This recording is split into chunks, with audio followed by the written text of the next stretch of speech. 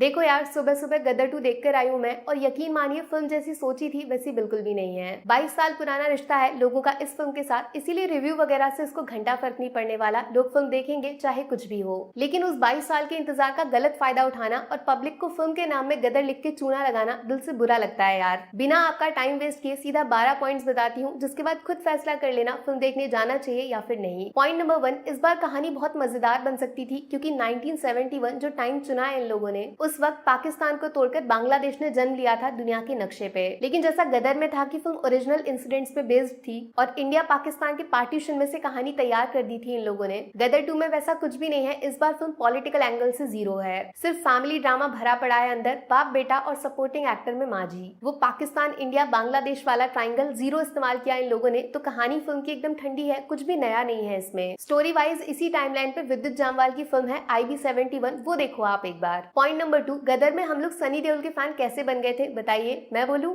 उनके डायलॉग्स और उस डायलॉग को बोलने का तरीका, एक एक शब्द सीधा कानों से दिल दिमाग तक पहुंचता है। अब सोचो सनी देओल से उनके डायलॉग्स छीन लिए जाएं पूरी तरह, सिर्फ हर सीन में उनको जोर से चिल्लाने को बोला जाए, कोई सेंस बनेगा इस शोर शराबे का? गदर 2 की राइटिंग बहुत खराब है लिटरली, डायलॉग्स तो छोड़ो आप, नॉर्मल कन्वर्सेशन दो लोगों के बीच में एकदम बोरिंग है। पॉइंट नंबर 3, गदर 2 के साथ जिस बात का सबसे बड़ा डर था वो सच हो चुका है। कुछ लोगों ने बोला था ना कि डायरेक्टर साहब के पास वाकई कोई कहानी है बताने को, या फिर सिर्फ अपने बेटे के करियर को बचाने का बहाना है ये। सैडली दूसरा वाला ऑप्शन एकदम सही निकला, दिल पे पत्थर रख के बोल रही हूँ इस बात को मैं। फर्स्ट हाफ पूरी तरह उत्कर्ष शर्मा को दिया गया है, जबकि सेकंड हाफ में सनी देओल को याद किया जाता है फिल्म की डूबती नैया बचाने के लिए। अगर आप पैसा खर्च कर रहे हो सनी सर के नाम पे, तो भैया 50% वापस मांगने का हक बनता है आपका डायरेक्टर से। यहीं से निकलता है पॉइंट नंबर 4, एक्चुअली जो 50% फिल्म का हिस्सा दिया गया इन दो नए कैरेक्टर्स को, वो सबसे ज्यादा वर्स्ट पार्ट है इस पूरी फिल्म का। कोशिश हुई थी पूरी तरह सकीना वाली लव स्टोरी को रिपीट करने की, लेकिन निब्बा निब्बी वाला लव एंगल ज्यादा बन गया, जिसको देखकर इश्क मोहब्बत नहीं सिर्फ और सिर्फ नींद आएगी आपको।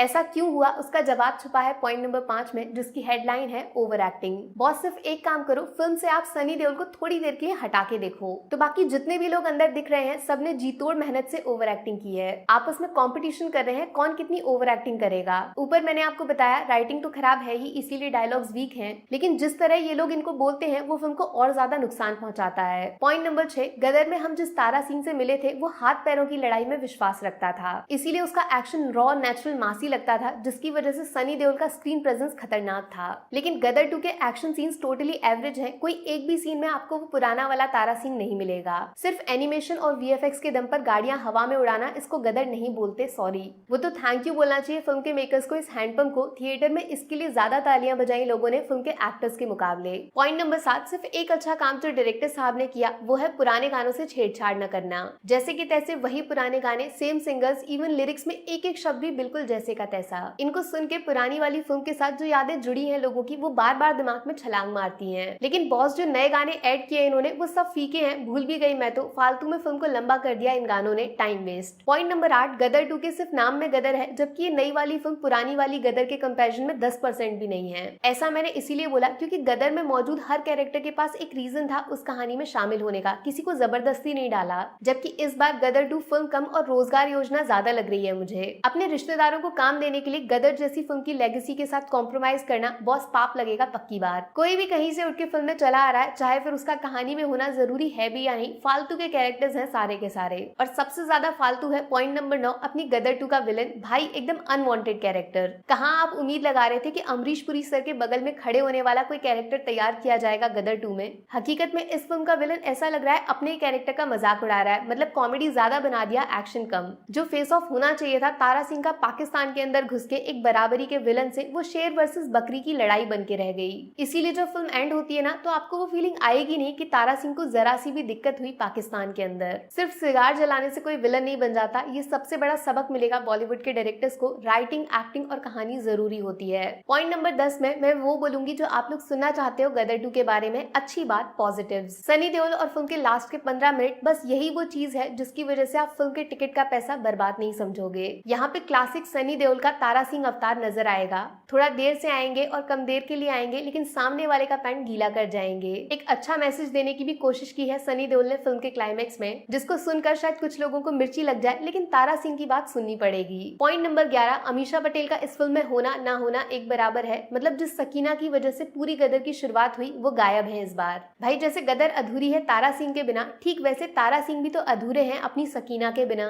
इस जोड़ी को आपने रिप्लेस कर दिया इन दोनों नए एक्टर से जिनका प्यार एकदम बनावटी है, जीरो इमोशन जीरो फीलिंग्स। बस यहीं से निकलता है आखिरी लेकिन सबसे इंपॉर्टेंट पॉइंट नंबर 12, गदर 2 में इमोशंस नहीं है, फीलिंग्स नहीं है यार। गदर के साथ हम कनेक्ट कर गए थे जैसे मानो रियल लाइफ पार्टीशन को आंखों से लाइव देख रहे हैं हम। एक लड़की जिसको जान पे खेलकर एक आदमी पूरी दुनिया से बचाता है। खतरनाक नरेशन था जिसमें इंडिया पाकिस्तान वाला एंगल काम कर गया। एक एक सीन को सेलिब्रेट किया था लोगों ने उस टाइम, और इस बार भी सेम यही चीज करना चाहते थे लेकिन मेकर्स ने मौका ही नहीं दिया। गदर 2 में से अगर आप हैंडपंप को हटा दोगे ना तो एक भी चीज ऐसी नहीं है जिसके लिए सीटियां तालियां बजाने का मन करेगा। जीरो सेलिब्रेशन, ना किसी के जीतने की खुशी है और ना किसी के हारने का दुख। बस यहीं पे गदर 2 अपने मकसद में पूरी तरह फेल हो जाती है। अब यार मैंने जिस चश्मे से गदर 2 को देखा उसमें फिल्म परफेक्ट किसी भी एंगल से नहीं है, बाकी आपका ओपिनियन कुछ और भी हो सकता है। मेरी तरफ से फिल्म को 5 में से 2 स्टार्स, पहला सनी देओल की स्क्रीन प्रेजेंस और दूसरा क्लाइमैक्स के आखिरी 15 मिनट। नेगेटिव्स में सबसे बड़ी कमजोरी है फिल्म की राइटिंग, पुअर डायलॉग्स, दूसरा नए कैरेक्टर्स की जबरदस्त ओवर एक्टिंग